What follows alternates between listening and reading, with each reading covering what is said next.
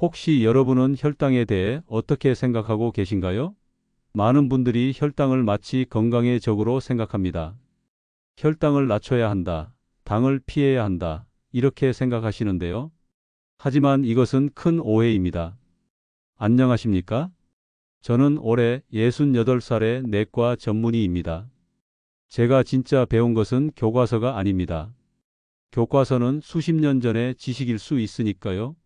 제가 진짜 배운 것은 바로 여기 있습니다. 당뇨병으로 고생하시는 수천 명의 환자분들, 그리고 그들의 망가진 혈관, 뿌연 눈, 부어오른 발, 그리고 무엇보다 그들의 눈물에서였습니다. 오늘 여러분이 들으실 내용은 단순한 의학 정보가 아닙니다. 이것은 제가 현장에서 직접 경험한 것들을 바탕으로 한 것입니다.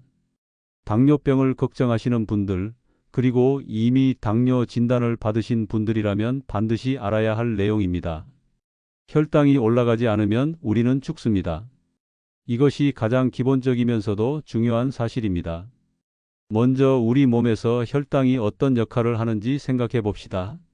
혈액 속에 있는 포도당, 즉 혈당은 우리 몸의 가장 기본적인 에너지원입니다. 이 혈당이 혈액을 타고 우리 뇌로 가고 근육으로 가고 온몸의 모든 세포로 흘러들어갑니다. 만약 혈당이 너무 낮으면 어떻게 될까요? 뇌에 에너지가 공급되지 않으니 의식을 잃을 수 있고 심한 경우 생명을 잃을 수도 있습니다. 그런데 왜 사람들은 혈당이 높은 것만 두려워할까요? 그 이유는 의학적으로 명확하게 밝혀졌습니다. 문제는 혈당 자체가 아니라 높은 혈당이 혈관을 손상시킨다는 것입니다. 당뇨병 환자들의 3대 합병증을 보세요. 콩팥이 망가진다, 망막이 망가진다, 뇌졸중과 심근경색증이 생긴다. 이것들이 뭘까요? 모두 혈관 질환입니다. 10년, 20년, 30년 동안 높은 혈당으로 인한 산화적 스트레스가 쌓이면서 혈관들이 점점 망가지는 것입니다. 그렇다면 혈당을 관리하려면 어떻게 해야 할까요? 여기서 매우 중요한 두 가지 개념이 나옵니다. 첫 번째, 당화지수입니다. 당화지수란 같은 양의 탄수화물을 먹었을 때 얼마나 빨리 혈당을 올리는지를 나타내는 지표입니다.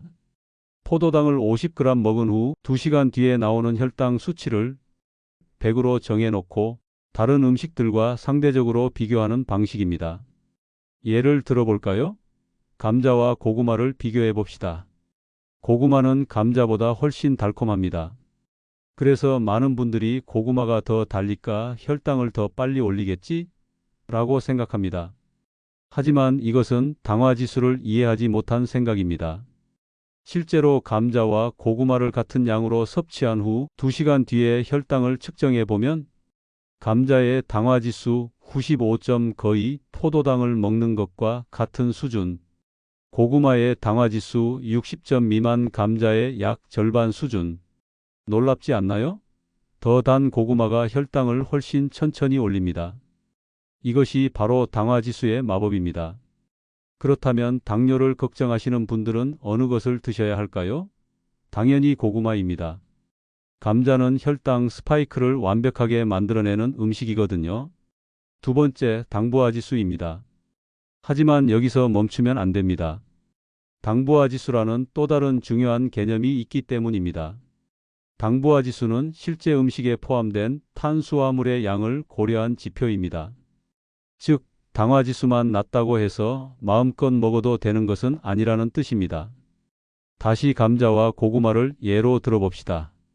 같은 100g을 먹었을 때 고구마 128칼로리, 감자 60칼로리. 감자는 당화지수는 높지만 실제 칼로리와 탄수화물 함량은 낮습니다. 반대로 고구마는 당화지수는 낮지만 실제 탄수화물 함량은 훨씬 높다는 뜻입니다. 이것이 의미하는 바는 무엇일까요? 당화지수만 보면 안 되고 당부화지수도 함께 봐야 한다는 것입니다. 장기적으로 당뇨를 예방하려면 이 두 가지를 모두 고려해야 올바른 음식 선택을 할 수 있습니다. 여기서 또 하나의 오해를 풀어야 합니다. 많은 분들이 생각하는 것 단맛 혈당 상승. 이것은 틀렸습니다. 단맛과 혈당 상승은 전혀 다른 개념입니다. 이를 이해하려면 당의 종류를 알아야 합니다. 당은 크기에 따라 분류됩니다. 단당류, 포도당, 과당, 갈락토즈 가장 작은 형태. 이당류, 설탕, 포도당, 과당. 다당류, 전분 여러 개의 포도당이 연결된 형태. 우리가 주목해야 할 것은 포도당과 과당의 차이입니다. 포도당 혈액에 직접 흡수되어 빠르게 혈당을 올립니다. 과당 단맛은 설탕의 1.3배로 매우 달지만 당화지수는 포도당의 19에 불과합니다. 포도당이 100일 때 과당은 단 19입니다. 이것이 얼마나 큰 차이인지 아시겠어요? 과당은 포도당의 약 5분의 1 수준으로만 혈당을 올린다는 뜻입니다. 이제 구체적으로 과일들을 살펴봅시다. 과일의 단맛은 과일마다 다르지만 더 중요한 것은 어떤 당이 주를 이루는가입니다. 수박 당뇨 환자는 피해야 할 과일. 수박을 생각해 봅시다. 여름 과일의 대표주자 수박입니다. 맛있고 상큼하고 수분이 풍부하죠. 하지만 수박의 당 구성은 포도당 90% 이상, 과당 10% 미만, 포도당이 절대 다수를 차지한다는 뜻입니다. 따라서 수박을 먹으면 혈당이 쭉 올라갑니다. 당뇨를 걱정하시는 분들이라면 수박은 피하는 것이 좋습니다. 포도 더 달지만 혈당에는 안전한 과일. 이제 포도를 봅시다. 요즘 포도는 정말 달콤합니다. 정말 달아서 혈당이 빨리 올라갈 것 같지 않나요? 하지만 포도의 당 구성은 과당 90% 이상, 포도당 10% 미만, 포도의 당화지수는 50입니다. 수박보다 훨씬 안전하다는 뜻입니다. 이것이 얼마나 놀라운 사실인지 아시겠어요? 더 달콤한 포도가 혈당을 덜 올린다는 것입니다. 단맛과 혈당 상승은 정말 다릅니다. 따라서 당뇨를 관리하시는 분들은 수박보다 포도를 훨씬 마음 놓고 즐길 수 있습니다. 포도가 더 안전한 선택이라는 뜻입니다. 기타 과일들. 단감 포도처럼 과당이 주를 이루어 혈당 스파이크를 일으키지 않습니다. 사과, 오렌지, 딸기, 포도당과 과당이 거의 반반으로 섞여 있습니다. 당화지수가 낮은 편입니다. 바나나 당화지수가 가장 낮은 과일입니다. 당뇨 환자들도 마음 놓고 즐길 수 있습니다. 혹시 여러분이 당뇨 진단을 받으셨다면 아마 의사 선생님이 이렇게 말씀하셨을 겁니다. 당을 피하세요. 하지만 이것은 불가능하고 위험하기까지 합니다. 왜냐하면 당뇨 환자들도 당을 먹어야 살아가기 때문입니다. 혈당이 너무 높은 것이 문제인 것처럼 들릴 수 있지만 정상적인 혈당 수치 범위를 알아야 합니다. 정상인의 혈당 공복 시 100 미만, 식후 140 미만. 당뇨 환자가 관리해야 할 혈당 공복 시 130에서 150, 식후 180 미만 정도. 당뇨 환자들이 가장 실수하는 것은 혈당이 140에서 150만 올라가도 너무 걱정하는 것입니다. 하지만 당뇨 환자라도 어느 정도 혈당이 올라가야 정상입니다. 문제는 300, 400까지 올라가는 것입니다. 따라서 과일을 먹더라도 당화 지수가 낮고 혈당을 천천히 올리는 과일을 선택하면 됩니다. 포도, 단감, 바나나 같은 과일들이 바로 그것입니다. 이 과일들은 단맛이 강하지만 혈당 스파이크를 일으키지 않습니다. 천천히 올라가고 천천히 내려갑니다. 수박을 먹었을 때보다 훨씬 천천히 올라간다는 뜻입니다. 하지만 마지막으로 한 가지 더 중요한 것이 있습니다. 당화지수가 낮다고 해서 무한정 먹어도 된다는 뜻은 아닙니다. 바나나를 예로 들어봅시다. 바나나는 당뇨 환자들이 가장 마음 놓고 즐길 수 있는 과일입니다. 당화지수가 낮기 때문입니다. 하지만 바나나에도 칼로리가 있습니다. 따라서 바나나를 먹을 때는 하나 정도만 먹는 것이 좋습니다. 당화지수만 봐서는 안 되고 당부화 지수까지 고려해야 한다는 것을 다시 한번 강조합니다. 정신없이 먹으면 아무리 당화지수가 낮아도 너무 많이 섭취하게 되고 결국 체중이 늘어나고 당뇨 관리가 어려워질 수 있습니다. 정리해 봅시다. 여러분이 이 영상에서 꼭 기억해야 할 3가지입니다. 첫째, 혈당은 생명의 근원입니다. 혈당을 완전히 피할 수는 없습니다. 중요한 것은 혈당을 현명하게 관리하는 것입니다. 둘째, 단맛과 혈당 상승은 다릅니다. 더 단 과일이 혈당을 덜 올릴 수 있습니다. 과일을 선택할 때는 당화 지수를 보세요. 포도, 단감, 바나나 같은 과당이 많은 과일들이 혈당에 훨씬 안전합니다. 셋째, 당화 지수만 봐서는 안 되고 당부화 지수도 함께 고려해야 합니다. 칼로리와 실제 탄수화물 함량도 중요합니다. 좋은 과일도 적당량만 섭취하세요. 만약 여러분이 당뇨를 걱정하신다면 지금부터 수박 대신 포도를 드세요.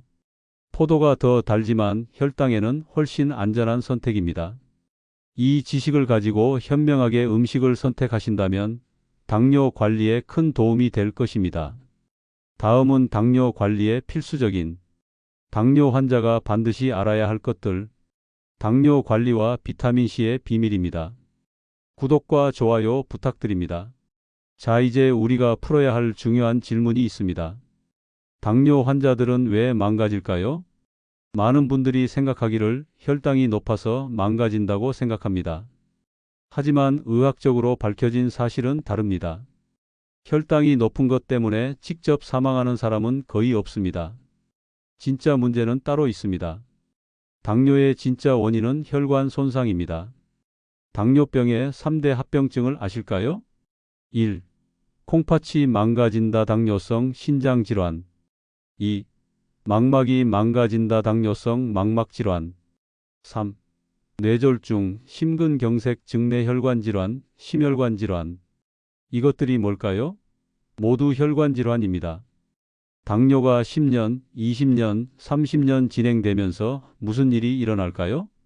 높은 혈당으로 인한 산화적 스트레스가 계속 쌓입니다. 이 산화적 스트레스가 혈관들을 점점 망가뜨립니다. 구체적으로 어떻게 망가질까요? 혈관이 막힙니다. 우리 몸의 동맥은 여러 개가 있는데 특히 취약한 부분들이 있습니다. 관상동맥 심장에 혈액을 공급하는 동맥 가장 짧은 동맥이라 잘 막힙니다. 여기가 막히면 심근경색증이 생깁니다. 뇌동맥 내에 혈액을 공급하는 동맥 조금만 막혀도 증상이 바로 나타납니다. 여기가 막히면 뇌졸중입니다. 콩팥동맥, 콩팥은 혈관 덩어리입니다. 혈관이 막히면 폐기물을 제거할 수 없게 됩니다. 이것이 당뇨성 신장질환입니다. 망막혈관 눈의 망막에 분포한 혈관들, 얼마나 많은 혈관들이 분포되어 있는지 아세요? 망막은 혈관으로 가득합니다.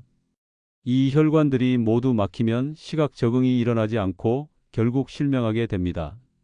이것이 당뇨가 만성병인 이유입니다. 높은 혈당 자체가 아니라 혈관이 점진적으로 망가진다는 것이 문제입니다. 잠시만요. 지금부터 제가 말씀드릴 내용이 바로 이 모든 문제를 해결하는 핵심입니다.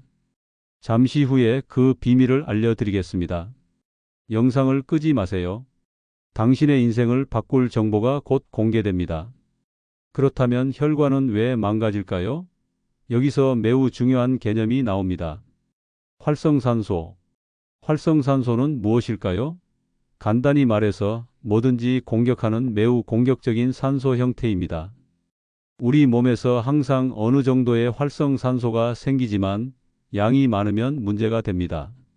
고혈당 상태가 되면 활성산소의 양이 급증합니다. 이 활성산소들은 무엇을 공격할까요? 혈관 내피. 혈관의 가장 안쪽 벽을 혈관 내피라고 합니다. 활성산소가 많으면 이 혈관 내피가 손상됩니다. 마치 혈관에 상처가 생기는 것이죠. 여기서 또 다른 주인공이 등장합니다. 콜레스테롤. 많은 사람들이 콜레스테롤을 나쁜 것으로만 생각합니다. 하지만 콜레스테롤은 우리 몸에 필요한 물질입니다. 문제는 산화된 콜레스테롤입니다. 정상적인 콜레스테롤은 혈관에 침착되지 않습니다. 멀쩡한 혈관 내피에는 콜레스테롤이 달라붙지 않습니다. 하지만 활성산소에 의해 산화된 콜레스테롤은 다릅니다. 손상된 혈관 내피에 달라붙습니다. 이것이 점점 쌓이면서 혈관이 좁아지고 결국 막힙니다. 이것이 동맥경화의 메커니즘입니다. 학문적으로 완전하게 알려진 사실입니다. 정리하면 1. 높은 혈당은 활성산소 증가. 2. 활성산소는 혈관 내피 손상. 3. 손상된 혈관 내피는 산화된 콜레스테롤 침착. 4. 침착물 축적은 혈관 협착. 5. 혈관 협착은 질병 심근경색, 뇌졸중, 신장질환, 실명. 이것이 당뇨 환자들이 망가지는 과정입니다. 그렇다면 우리는 어떻게 해야 할까요? 여기서 매우 중요한 것이 나옵니다. 비타민C, 아스코르브산. 비타민C는 무엇일까요? 단순한 영양제가 아닙니다. 비타민C는 강력한 항산화제입니다. 항산화제가 뭘까요? 활성산소를 중화시키는 물질입니다. 만약 혈당이 조금 높다고 해도 비타민C를 충분히 섭취한 사람은 어떻게 될까요? 증가한 활성산소가 비타민C에 의해 중화됩니다. 따라서 혈관 내피 손상이 줄어듭니다. 산화된 콜레스테롤이 침착될 기회가 줄어듭니다. 결과적으로 혈관이 훨씬 덜 손상됩니다. 이것이 일석이조입니다. 비타민C는 혈관 손상을 막아주고 플라그 혈관에 쌓인 찌꺼기 형성을 억제합니다. 따라서 당뇨 환자일수록 비타민C를 더 열심히 먹어야 합니다. 이것이 명백한 과학적 이유입니다. 여기서 또 흥미로운 사실이 있습니다. 운동하는 것은 좋습니다. 운동을 하면 혈당을 사용하니까요. 많은 당뇨 환자들이 운동을 열심히 합니다. 하지만 여기서 주의해야 할 점이 있습니다. 운동할 때 활성산소가 증가합니다.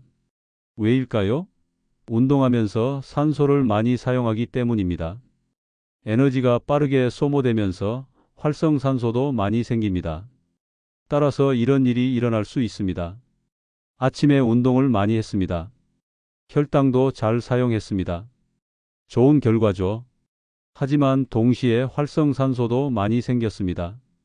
만약 이때 비타민C를 충분히 섭취하지 않는다면 활성산소가 중화되지 않고 계속 혈관에 손상을 입힙니다.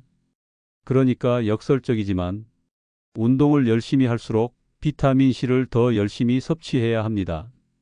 운동만 열심히 하고 항산화 영양소를 챙기지 않으면 운동하면서 생긴 활성산소로 인해 혈관이 오히려 더 손상될 수 있습니다. 비타민C의 중요성은 정말 어디 한 군데도 빼놓을 수 없습니다. 그렇다면 당뇨 환자들은 비타민C를 어떻게 복용해야 할까요? 최적의 복용법. 이상적으로는 하루에 6번 복용하는 것이 가장 좋습니다. 시간 간격으로 아침, 오전 중간, 점심, 오후 중간, 저녁, 자기 전. 이렇게 6번 나누어 먹는 것이 최고입니다. 왜일까요? 비타민C는 물에 잘 녹는 비타민이라 한 번에 많이 먹으면 소변으로 배출됩니다. 따라서 자주 나누어 먹어야 체내에 일정 수준의 비타민C를 유지할 수 있습니다. 현실적인 복용법. 하지만 현실적으로 하루에 6번을 챙기기는 어렵습니다. 사람들은 대부분 실천하지 못합니다. 따라서 최소한 다음과 같이 해보세요. 식사할 때 3번 꿀과 함께 아침, 점심, 저녁 식사할 때 비타민C를 챙기세요. 그런데 더 좋은 방법이 있습니다. 꿀과 함께 비타민C를 섭취하세요. 왜 꿀일까요? 꿀에 대해 이야기해 봅시다. 많은 분들이 당뇨 환자는 꿀을 피해야 한다고 생각합니다. 하지만 이것도 오해입니다. 꿀은 무엇일까요? 완벽한 에너지원. 꿀은 혈당을 빨리 올리지 않습니다. 엄청난 영양가를 가지고 있습니다. 무수한 미네랄이 들어 있습니다. 순수한 자연 제품입니다. 특히 암 환자들이나 기력이 떨어진 환자들에게 꿀이 얼마나 좋은지 아세요? 우리 클리닉에서는 암 환자들에게 가장 많이 권하는 음식이 꿀입니다. 왜일까요? 암 환자들은 영양실조와 기력 부족으로 죽습니다. 항암 치료를 받으면서 음식을 못 먹으니까요. 이때 꿀 한 숟가락이 얼마나 큰 도움이 되는지 모릅니다. 꿀을 통해 기력을 회복하고 몸의 저항력을 높여서 항암 치료와 싸울 수 있는 몸을 만드는 것입니다. 당뇨 환자와 꿀. 당뇨 환자도 마찬가지입니다. 한 숟가락의 꿀과 함께 비타민C를 섭취하면 기력이 나옵니다. 혈당이 급격히 올라가지 않습니다. 필요한 미네랄을 얻습니다. 몸이 필요한 에너지를 공급받습니다. 이것이 매우 실용적인 방법입니다. 여기까지 우리는 혈당 관리의 이론적 기초를 이해했습니다. 하지만 가장 중요한 것이 남아 있습니다. 당뇨의 근본 원인은 무엇일까요? 많은 당뇨 환자들이 이렇게 말합니다. 많이 먹었습니다. 운동을 안 했습니다. 편리하게만 살았습니다. 맞습니다. 이것이 당뇨의 원인입니다. 더 정확히는 인풋 먹는 것과 아웃풋 사용하는 것의 불균형. 현대 문명이 우리에게 한 가지를 빼앗아 갔습니다. 움직일 기회. 자동차를 타고 다닙니다. 엘리베이터를 탑니다. 에스컬레이터를 탑니다. 온라인으로 모든 것을 합니다. 편리함은 좋습니다. 하지만 그 대가로 우리는 에너지를 사용할 기회를 잃었습니다. 맛있는 것도 많아졌습니다. 과자, 튀김, 패스트푸드. 맛있는 것을 무제한 섭취할 수 있게 됐습니다. 인풋은 엄청나고 아웃풋은 너무 작습니다. 결과 에너지 과잉 비만 당뇨. 따라서 당뇨를 예방하고 관리하는 가장 중요한 것은 에너지가 흐르는 상태를 만드는 것입니다. 여기서 매우 중요한 원칙을 말씀드립니다. 에너지가 흐르는 사람은 절대 당뇨가 오지 않습니다. 이것이 제가 항상 강조하는 원칙입니다. 당뇨 환자들에게 필요한 것은 1. 먹는 것을 조절하기 당부화 지수 고려, 적절한 양. 2. 움직이는 것, 늘리기 에너지 사용. 특히 두 번째가 중요합니다. 아침에 이미 2만 걸음을 걸었습니까? 좋습니다. 하지만 저는 저녁에 또 5,000보를 더 걷습니다. 왜일까요? 저녁에 먹은 에너지를 써야 하니까입니다. 식사 후에 우리 몸에는 에너지가 들어옵니다. 이 에너지가 계속 혈액 속에 남아 있으면 혈당이 높아집니다. 그래서 이 에너지를 사용해야 합니다. 운동이나 활동을 통해 에너지를 흘러보내세요. 이렇게 하면 혈당이 정상 범위에서 움직입니다. 비만을 예방할 수 있습니다. 당뇨를 예방할 수 있습니다. 작년은 영원한 남의 얘기입니다. 이것이 의미하는 바는 무엇일까요? 지난해 우리가 한 실수나 나쁜 습관은 이제 지나간 것입니다. 오늘부터 다시 시작할 수 있습니다. 오늘부터 움직이세요. 먹은 것을 사용하세요. 에너지를 흐르게 하세요. 자, 이제 우리가 배운 것을 종합해 봅시다. 당뇨 관리의 3단계. 1단계 혈당을 이해하기. 혈당은 생명의 근원입니다. 혈당을 완전히 피할 수는 없습니다. 문제는 높은 혈당이 혈관을 손상시킨다는 것입니다. 2단계 음식을 현명하게 선택하기. 당화지수가 낮은 음식을 선택하세요. 포도, 단감, 바나나. 당부화지수도 함께 고려하세요. 적절한 양. 포도당보다 과당이 많은 과일을 선택하세요. 3단계 비타민C와 활동으로 혈관 보호하기. 비타민C는 항산화제입니다. 활성산소 중화. 하루 3번 꿀과 함께 비타민C를 섭취하세요. 많이 움직여서 에너지를 흐르게 하세요. 이 세 가지를 실천하면 당뇨를 예방하고 관리할 수 있습니다. 지금 바로 시작할 수 있는 것들입니다. 오늘부터 수박 대신 포도를 먹기. 아침, 점심, 저녁 식사할 때 꿀 한 숟가락과 비타민C 섭취. 저녁 식사 후 30분 산책하기. 이번 주 하루에 3번 이상 비타민C 섭취 습관 만들기. 매일 1만 보 이상 걷기. 혈당에 좋은 과일 포도, 단감, 바나나 사기. 이번 달 당뇨 관리가 습관화되는지 확인하기. 필요하면 병원 검진 받기. 주변 사람들에게 이 지식 나누기. 혹시 여러분 가족이 당뇨에 걸렸다면 이 영상에서 배운 것들을 실천해 보세요.